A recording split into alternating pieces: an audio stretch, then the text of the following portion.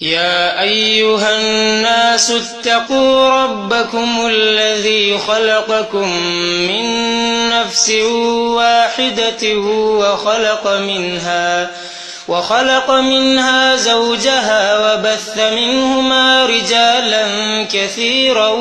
ونساء واتقوا الله الذي تساءلون به والأرحام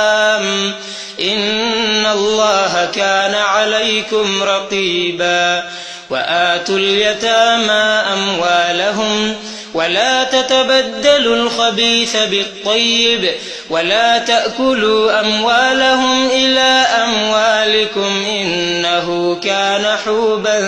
كبيرا وإن خفتم ألا تقسطوا في اليتامى فانكحوا ما طاب لكم من النساء مثنى وثلاث ورباع فإن خفتم ألا تعدلوا فواحدة أو ما ملكت أيمانكم ذلك أدنى ألا تعولوا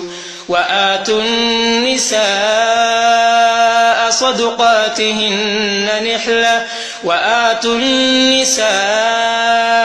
صدقاتهن نحلة فإن طبن لكم عن شيء منه نفسا فكلوه هنيئا مريئا